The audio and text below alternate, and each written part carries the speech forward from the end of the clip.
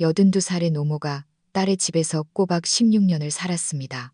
먹고 마시고 씻는 모든 수발을 딸네 식구가 도맡았고 사위와 딸은 불평 한마디 없었습니다. 외손자는 어릴 때부터 할머니의 손을 잡고 병원을 다녔고 장을 보았으며 명절에도 빠짐없이 곁을 지켰습니다. 그런데 임종을 앞둔 그해 노모는 아무런 설명도 없이 서울 시내에 있는 수십억 호가하는 아파트 두 채를 친손자에게 남겼습니다. 16년을 모신 외손자에게는 고작 500만 원이 찍힌 낡은 통장 하나만 덜렁 남겼을 뿐입니다. 당신은 노모가 편파적이라고 생각하시나요?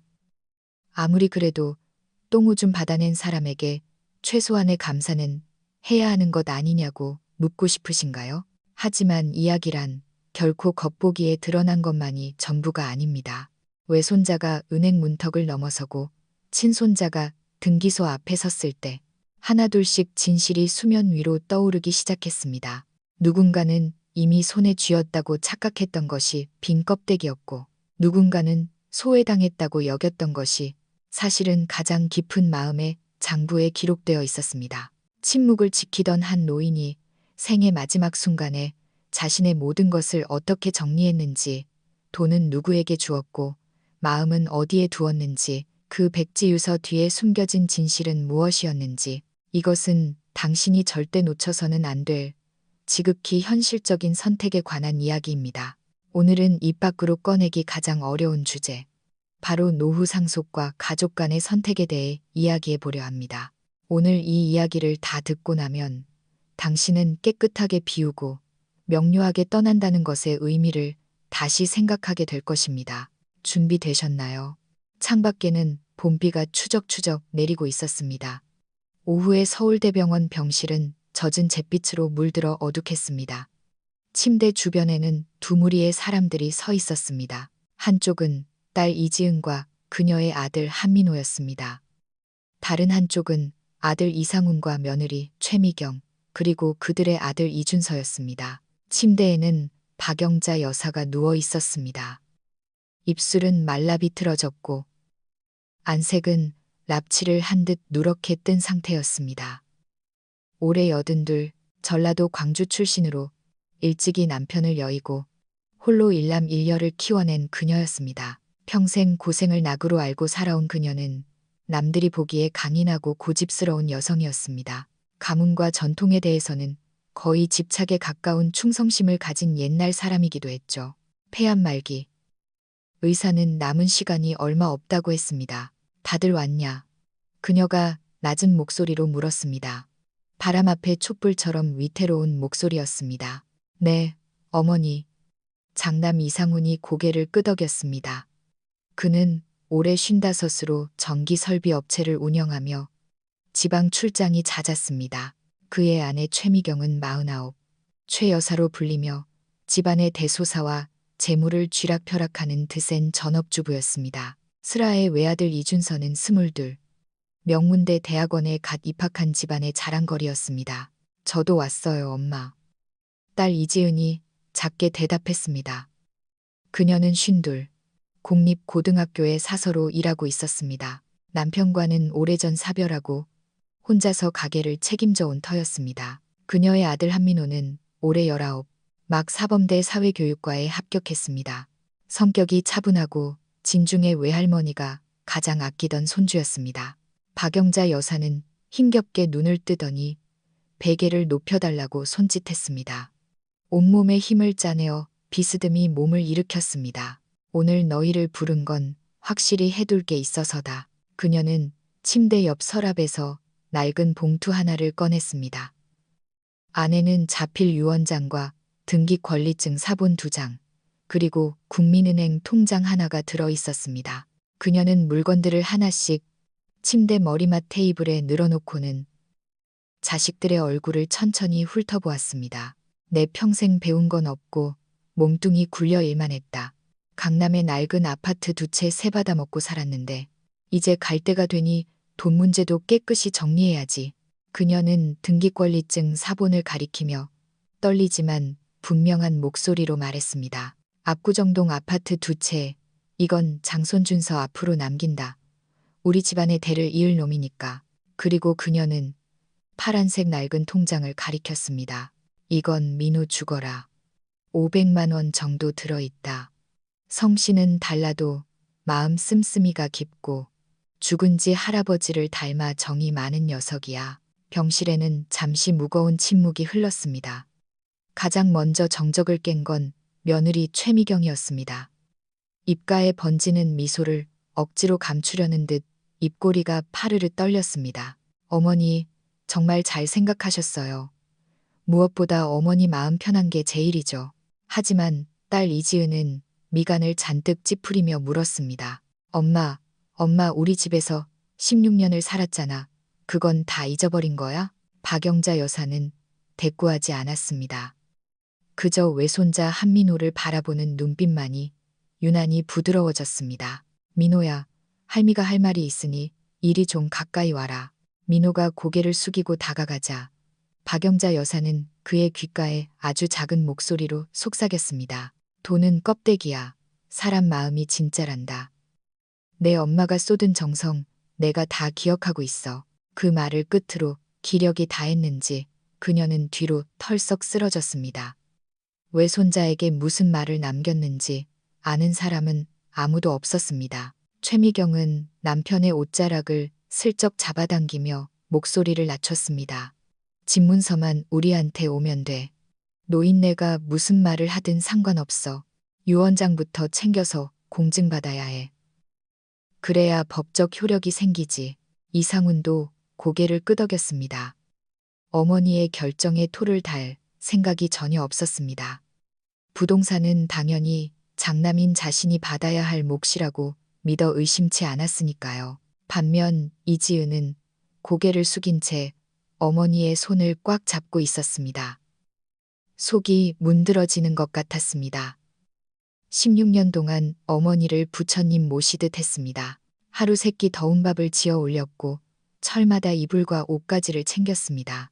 오빠와 재산 문제로 다투기 싫어 입을 다물고 살았는데 막상 결국은 아들이 집안 사람이라는 어머니의 태도를 확인하니 가슴이 무너져 내렸습니다. 엄마, 정말 나를 이렇게까지 믿지 못하는 거야? 그녀는 속으로 되뇌었습니다. 박영자 여사는 대답 없이 눈을 감았습니다. 마치 아주 길고 긴 잠을 청하려는 사람처럼 시간은 2008년 초로 거슬러 올라갑니다. 박영자 여사가 시장에서 무삼개와 장조림용 소고기를 사들고 마포구의 낡은 빌라로 돌아왔을 때였습니다.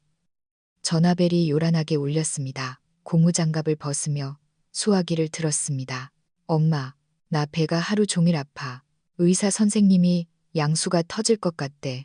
언제 올 수 있어? 전화기 너머 딸 이지은의 목소리는 급박하고 희미했습니다. 박영자 여사의 가슴이 덜컥 내려앉았습니다.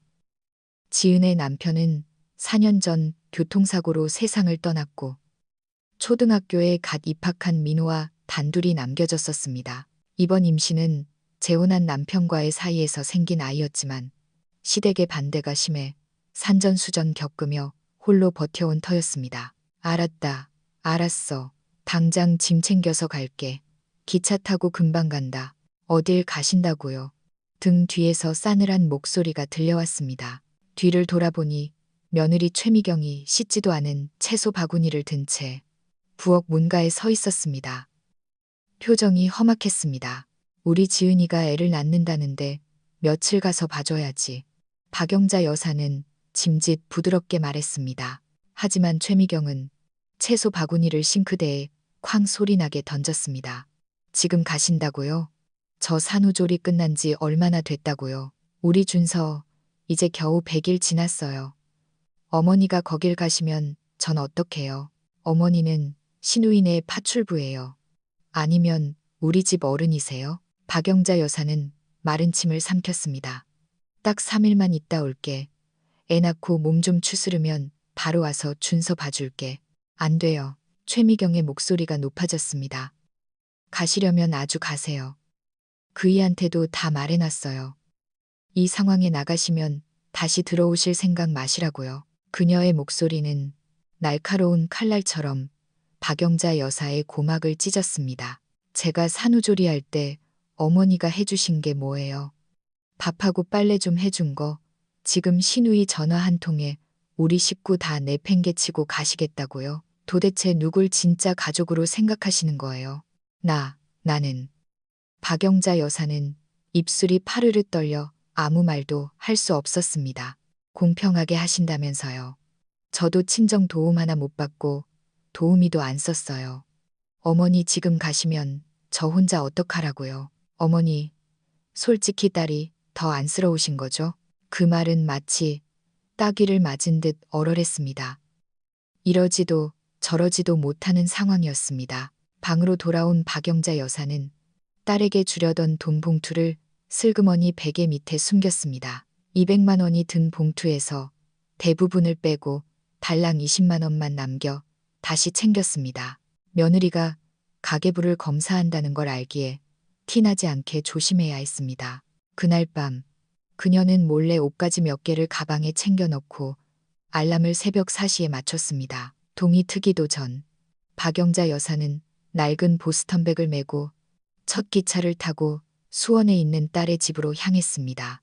지은은 갓 출산해 얼굴이 창백했고 식은땀 범벅이었습니다.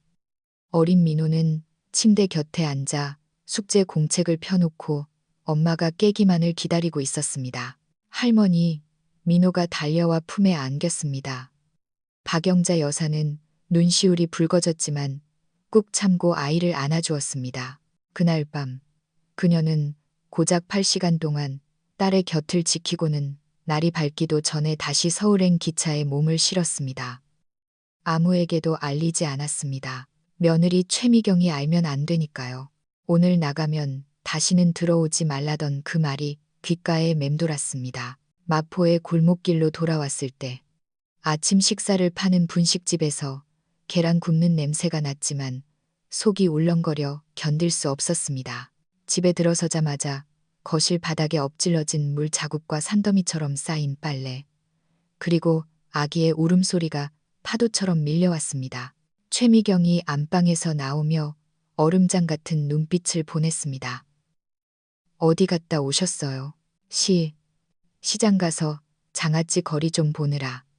냉장고 보니까 어제 장 봐오신 거 그대로던데요. 박영자 여사는 고개를 들지 못한 채 기어들어가는 목소리로 말했습니다. 지은이가 괜찮다길래 그냥 안 갔다. 최미경은 코웃음을 치더니 아무 말 없이 돌아섰습니다. 그날 밤 박영자 여사는 자신의 좁은 방에 앉아 베개 밑에 숨겨둔 돈 봉투를 만지작거리며 속으로 뇌까렸습니다. 지은아, 미안하다. 어미가 한번 죄를 짓는구나. 부디 날 용서해라. 2009년 가을 박영자 여사의 생활은 톱니바퀴처럼 규칙적이었습니다. 새벽 5시 기상. 물을 끓이고 밥을 안칩니다. 손자 준서의 도시락을 싸고 세탁기를 돌려 빨래를 널고 나면 아침 7시 반, 준서가 학교에 가고 나면 청소기를 돌리고 걸레질을 한 뒤 점심 준비, 오후에는 아이 하원, 저녁 준비, 설거지, 국 끓이기. 이 모든 노동을 그녀는 불평 한마디 없이 해냈습니다. 가족이니까 당연히 해야 할 일이라고 여겼기 때문입니다. 하지만 며느리 최미경의 생각은 달랐습니다. 어머니, 요즘 돈 씀씀이가 좀 해퍼지신 거 아니에요? 어느 날 저녁 식사 후 최미경이 툭 던지듯 물었습니다. 그게 무슨 소리냐? 그저께 보니까 잣이랑 대추 같은 거 사셨던데 그거 국산이라 비싸잖아요. 마트 영수증 보니까 꽤 나왔던데요. 어디 보약이라도 지어 드세요. 말투는 상냥했지만 눈빛에는 가시가 돋쳐 있었습니다. 박영자 여사는 얼굴을 붉히며 고개를 숙였습니다. 지은이가 요즘 생리통이 심하다길래 조금 보내주려고. 탁. 최미경이 젓가락을 내려놓았습니다. 미소는 온데간데 없었습니다. 어머니, 돕지 말라는 게 아니에요. 하지만 생각해보세요. 여기 사시면서 식비며 관리비며 다 저희가 내잖아요. 저희가 뭐 재벌도 아니고 어머니 매달 기초연금 나오시는 거랑 모아두신 돈 있으시죠? 전 여태 10원 한 장 달라고 한 적 없어요. 근데 어머니가 쓰시는 돈 남들이 보면 뭐라 하겠어요. 그녀는 말을 끝맺지 않았지만 의미는 명확했습니다. 많이도 아니고 그냥 조금 보낸 건데. 어머니 솔직히 말씀드릴게요. 오늘 대추 보내면 내일은 전기밥솥 사주실 거고 모레는 또 뭘 퍼주실지 모르잖아요. 이러면 제가 입장이 곤란해져요. 박영자 여사는 입을 다물었습니다. 사실 자기 돈을 마음대로 쓰지도 못하고 있었습니다. 최미경이 노후 자금 관리해 드린다는 명목으로 통장과 카드를 가져갔기 때문입니다. 몇 달 뒤 박영자 여사는 고향 방식대로 담근 무장아찌를 유리병에 담고 민호가 좋아하는 양말 몇 켤레를 챙겨 몰래 딸의 집으로 가려 했습니다. 현관을 나서려는데 마침 귀가하던 최미경과 딱 마주쳤습니다. 어디 가세요? 그녀가 쇼핑백을 곁눈질하며 물었습니다. 지은이가. 민호가 밥을 잘 안 먹는다길래 장아찌 조금 담갔다. 최미경은 아무 말 없이 쇼핑백에서 유리병을 꺼내 들더니 부엌으로 성큼성큼 걸어가 싱크대 개수대에 내동댕이 쳤습니다. 장그랑 유리 깨지는 소리가 집안을 찢어놓을 듯 울렸습니다. 어머니, 여길 도대체 뭘로 생각하시는 거예요? 여기가 여관이에요. 우체국이에요. 박영자 여사는 그 자리에 얼어붙었습니다. 눈가에 물기가 차올랐습니다. 그날 밤, 그녀는 저녁도 굶은 채 방에서 앨범만 넘겼습니다. 앨범 속에는 딸 지은과 설악산에 갔던 사진, 민호가 초등학교 졸업식 때 할머니, 나중에 내가 호강시켜 줄게요. 라고 쓴 편지를 들고 있는 사진이 있었습니다. 며칠 후 이지은이 찾아왔습니다. 그녀는 밍크 목도리와 털양말 2켤레를 종이 가방에 담아왔습니다. 엄마, 날 추워지는데 따뜻하게 하고 다녀. 이거 백화점 세일할 때 산 거야. 누군가 들을세라 작은 목소리였습니다. 박영자 여사는 연신 고개를 끄덕이며 목도리를 만지작거렸습니다. 밥은 됐고 엄마 좋아하는 단팥죽 사왔어. 아직 따뜻하니까 얼른 먹어. 그날따라 최미경은 외출 중이었습니다. 박영자 여사는 처음으로 눈치 보지 않고 거실 불을 환하게 켜둔 채 흘러간 옛 노래를 틀어놓고 딸과 마주 앉아 단팥죽을 먹었습니다. 달콤하고 따뜻한 죽을 삼키며 그녀는 딸을 바라보았습니다. 문득 사랑이란 누군가를 위해 희생하고 돌보는 것이라고 생각했던 자신이 틀렸음을 깨달았습니다. 사랑은 누군가가 나를 초라하게 만들지 않는 것이었습니다. 2012년 설날 제석 추시. 서울 하늘에 진눈깨비가 날리고 있었습니다. 박영자 여사는 아침 일찍부터 일어나 갈비찜을 안치고 전을 부치고 잡채를 버무리느라 허리가 끊어질 듯 했습니다. 온 집안의 명절 음식 냄새가 진동했지만 그녀의 얼굴엔 웃음기가 없었습니다. 아들 이상우는 거실에서 TV를 보며 소리쳤습니다. 엄마, 맥주 시원한 거 없어요? 이번엔 카스 말고 테라로 사다 놓으라니까. 며느리 최미경은 휴대폰으로 음식 사진을 찍어 친구들 단톡방에 올리느라 바빴습니다. 어머님, 저 갈비찜 접시 좀 바꿔주세요. 꽃무늬 있는 게 사진발이 잘 봤는데 마치 연회 기획자가 출장 요리사를 부리듯 했습니다. 박영자 여사는 묵묵히 접시를 바꾸고 나물 무침을 다시 담아냈습니다. 그때 주머니 속이지 폴더폰이 진동했습니다. 딸 지은이 보낸 문자였습니다. 엄마, 새해 복 많이 받으세요. 떡국 끓여놨어요. 민호가 할머니랑 같이 윷놀이 하고 싶대요. 우리 집에 와서 저녁 드실래요? 그녀는 문자를 한참이나 들여다보았습니다. 답장을 보내지 못했습니다. 이 집에 들어와 산 7년 동안 정작 자신이 좋아하는 토랑국이나 홍어무침은 구경도 못 해봤다는 사실을 깨달았습니다. 어머님, 최미경이 불쑥 말을 걸었습니다. 저희 이따가 잠깐 나갔다 올게요. 지금 어딜 가려고? 최미경이 눈썹을 치켜 올렸습니다. 오늘 제석이잖아요. 친정 식구들이랑 호텔 뷔페 예약해놨어요. 어머니는 집 지키고 계세요. 박영자 여사는 멍하니 서 있었습니다. 너희들 나가면 밥은 누가 먹으라고. 아유, 어머니. 냉장고에 전이랑 나물 많잖아요. 대충 챙겨 드세요. 저희 늦게 올 거니까 기다리지 마시고요. 그날 저녁 7시 아들 내외가 나가자마자 박영자 여사는 주섬주섬 옷을 입었습니다. 식탁 위에 차려진 음식들은 쳐다보지도 않았습니다. 그녀는 직접 담근 장아찌 2병과 꼬깃꼬깃한 세뱃돈 봉투만 챙겨 들고 집을 나섰습니다. 다시는 안 돌아온다.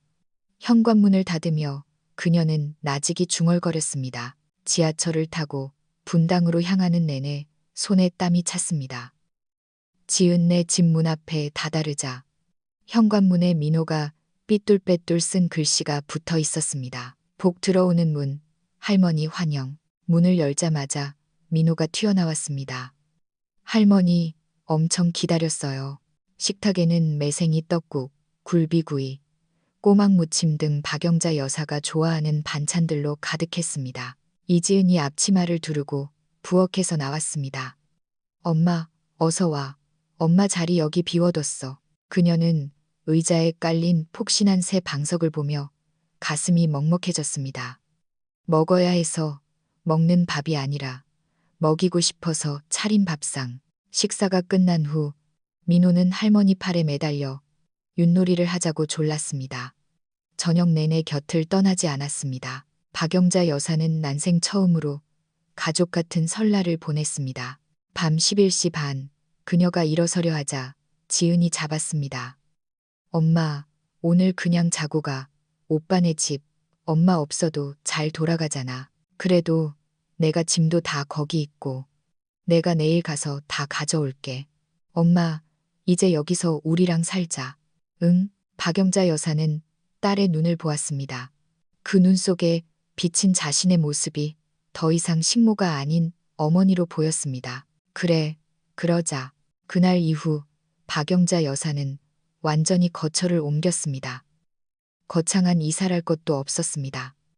아들네 집에서 가져온 건 옷가방 2개와 낡은 앨범이 전부였습니다. 분당 집 작은 방은 베란다 쪽이라 햇살이 잘 들었습니다.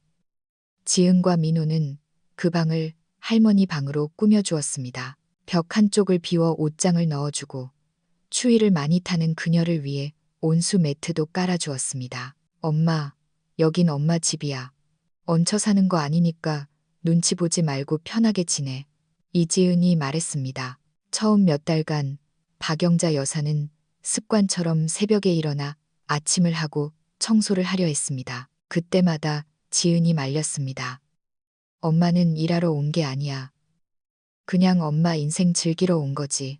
시간이 흐르면서 박영자 여사는 동네 노인정에서 스마트폰 활용법도 배우고 노래 교실도 다녔습니다.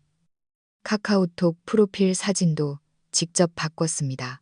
민호와 공원에서 찍은 사진 밑에 나의 작은 태양 민호랑이라고 상태 메시지도 적었습니다. 그녀는 일기를 쓰기 시작했습니다. 예전에는 콩나물 값이나 적던 수첩에 이제는 감정을 적었습니다. 오늘 민호가 계단 내려갈 때 내 팔을 잡으며 말했다. 할머니 뼈가 내 뼈보다 소중해. 평생 상훈이 입에서는 들어본 적 없는 말이다. 지은이 생일에 몰래 30만 원을 쥐어줬더니 기집애가 온다. 엄마한테 처음 받아보는 용돈이라며 바보 같은 것. 명절이나 생신 때 아들 이준서는 문자 한 통 없었지만 외손자 민호는 달랐습니다. 대학생이 되어서도 주말이면 꼭 할머니와 밥을 먹었고 더운 날엔 할머니 콩국수 맛집 찾았어요. 라며 그녀를 이끌었습니다. 박영자 여사는 깨달았습니다. 효도는 핏줄의 문제가 아니었습니다. 누가 내가 아플 때 죽을 끓여주는지, 누가 내가 땅콩 알레르기가 있다는 걸 기억하는지, 천식이 도질 때 누가 약을 찾아 뛰는지, 그것이 진짜 가족이었습니다. 올해 음력 3월 5일, 하늘이 잿빛으로 흐리고 가느다란 비가 내리던 날이었습니다. 박영자 여사가 눈을 감은 지 3일째 되는 날, 장례식이 치러졌습니다. 빈소는 분당 서울대병원 장례식장, 국화꽃 향기가 진동하는 가운데 영정 속 그녀는 환하게 웃고 있었습니다. 꽃 장식은 민호가 할머니가 좋아하던 하얀 소국으로 직접 골랐습니다. 조문객 방명록 앞에는 민호가 쓴 손편지가 놓여 있었습니다. 할머니, 편히 가세요. 할머니가 해주신 장조림 맛 평생 기억할게요. 아침 6시부터 이지은은 팥죽을 쑤어 보온통에 담아왔습니다. 조문객들에게 대접하기 위해서였습니다. 노인정 친구들, 노래 교실 회원들, 민호의 친구들이 빈소를 찾았습니다. 박 여사님 참 좋은 분이셨는데 우리 손주 봐주시던 그 따뜻한 손길을 잊을 수가 없어요. 동네 사람들의 조문은 진심 어린 애도였습니다. 오전 9시 30분 검은색 BMW 한 대가 장례식장 주차장에 미끄러지듯 들어왔습니다. 굽 높은 검은 구두에 명품 로고가 박힌 검은 원피스, 손에는 흰 봉투를 들고 있었습니다. 뒤따라 내린 이상우는 넥타이를 느슨하게 맨 채 누군가와 통화 중이었습니다. 슬픔보다는 피곤함과 짜증이 역력한 얼굴이었습니다. 아이고, 차가 막혀서 좀 늦었네요. 최미경이 봉투를 건네며 말했습니다. 빈소를 쓱 훑어보더니 한마디 덧붙였습니다. 생각보다 깔끔하게 차렸네요. 조촐하지만 뭐. 이지은은 말없이 고개만 끄덕였습니다. 분향소 앞에 선 최미경은 남편에게 속삭였습니다. 자기야, 등기부 등본 확인했어? 오늘 중으로 정리해야 해. 이상우는 눈살을 찌푸리며 대충 향을 피우고 절을 했습니다. 아가씨, 어머님 유언장 말이에요. 최미경이 참지 못하고 입을 열었습니다. 아파트 2채 준서한테 주신다는 거, 그거 언제 등기 이전할 거예요? 우리 변호사 통해서 절차 밟으면 되나요? 빈소에 정적이 흘렀습니다. 이지은은 영정 사진을 바라보며 입술을 꾹 다물었습니다. 그때 민호가 나섰습니다. 내일 은행에 갈 겁니다. 그리고 변호사님 사무실에서 뵙죠. 그때 모든 게 밝혀질 테니까 지금은 할머니 가시는 길에만 집중해 주세요. 민호의 목소리는 차분했지만 단호했습니다. 최미경은 기가 막히다는 듯 헛웃음을 지었지만 남편이 팔을 잡아 끄는 바람에 더 이상 말하지 못했습니다. 장례식이 끝나고 일주일 뒤 강남의 한 법무법인 사무실. 유리창 너머로 눈부신 햇살이 쏟아져 들어왔습니다. 민호는 낡은 파란색 통장을 손에 쥐고 있었습니다. 박영자 여사가 임종 직전 쥐어준 바로 그 통장입니다. 겉면에는 손자 학비라고 매직으로 투박하게 적혀 있었습니다. 은행 창구 직원이 통장을 받아들고 조회를 하던 순간 눈이 휘둥그레졌습니다. 곧이어 지점장이 직접 나와 민호를 안쪽 상담실로 안내했습니다. 한민호 고객님, 이 계좌는 특정금 전신탁 계좌입니다. 현재 잔액은 8억 5천만 원입니다. 민호는 귀를 의심했습니다. 네, 얼마라고요? 8억 5천만 원입니다. 3년 전부터 꾸준히 자금이 이체되었고 운용 수익이 더해졌습니다. 박영자님께서 생전에 지정하신 유일한 수익자가 한민호님 본인이십니다. 민호는 다리가 풀려 주저앉을 뻔했습니다. 떨리는 손으로 어머니에게 전화를 걸었습니다. 엄마, 할머니 통장 500만 원이 아니야. 8억이 넘어. 전화기 너머에서 숨을 들이켜는 소리가 들렸습니다. 같은 시각 이상훈과 최미경은 변호사 앞에서 핏대를 세우고 있었습니다. 뭐라고요? 이미 팔렸다고요? 최미경이 테이블을 내리쳤습니다. 그녀 앞에 놓인 것은 부동산 등기부 등본이었습니다. 네. 강남 아파트 2채는 이미 3년 전에 매각되었습니다. 매각 대금은 전액 신탁 계좌로 이체되었고요. 담당 변호사가 차분하게 설명했습니다. 말도 안 돼. 유언장에 분명히 써 있었잖아요. 등기 권리증도 줬단 말이에요. 최미경이 가방에서 유언장과 등기 권리증 사본을 꺼내 흔들었습니다. 변호사는 안경을 고쳤으며 말했습니다. 그 사본은 박영자님께서 문방구에서 파는 양식에 직접 쓰신 가짜 서류입니다. 법적 효력이 전혀 없습니다. 그리고 이미 생전에 처분한 재산이기 때문에 유류분 반환 청구, 소송 대상도 아닙니다. 완벽하게 증여가 끝난 상태입니다. 그럼 그 돈은 다 어디로 갔는데요? 이상훈이 떨리는 목소리로 물었습니다. 일부는 이지은님께 사전 증여되었고 나머지는 한민호님의 신탁 계좌로 들어갔습니다. 그리고 변호사는 서랍에서 봉투 하나를 꺼냈습니다. 이건 아드님께 남기신 편지입니다. 이상우는 떨리는 손으로 봉투를 열었습니다. 편지지에는 단 한 줄의 글도 없었습니다. 백지, 하얗고 깨끗한 백지 한 장이 들어 있었습니다. 아무런 원망도, 저주도, 심지어 사랑한다는 말조차 없는 완벽한 침묵. 그것은 나는 너에게 줄 것도, 받을 것도, 할 말도 남지 않았다는 가장 무서운 작별 인사였습니다. 이상우는 그 백지를 보고 털썩 주저앉았습니다. 가슴 한구석이 뻥 뚫린 듯 했습니다. 차라리 욕이라도 써 있었다면 변명이라도 할 텐데 어머니는 아예 글을 마음에서 지워버린 것입니다. 박영자 여사는 문맹이 아니었지만 평생 나는 까막눈이라 모른다며 살았습니다. 하지만 그녀는 생애 마지막 3년 동안 누구보다 치밀하게 준비했습니다. 그녀가 3년 전 집을 팔고 변호사를 찾아갔을 때 했던 말이 있습니다. 변호사 양반, 나는 내 자식들이 돈 때문에 싸우는 꼴 보기 싫소. 그러니 아예 싸울 건덕지가 없게 만들어 주시오. 며느리가 나를 돈으로만 보지 않았으면 좋겠는데 그게 안 된다면 내가 가진 돈으로 내 딸을 지킬 수밖에. 그녀는 아들 부부에게 가짜 등기권리증을 쥐어줌으로써 그들이 안심하게 만들었고 그 덕분에 딸 지은이 괴롭힘을 당하지 않도록 방어막을 쳤습니다. 민호의 방 서랍 깊은 곳에는 할머니가 남긴 녹음기가 하나 있었습니다.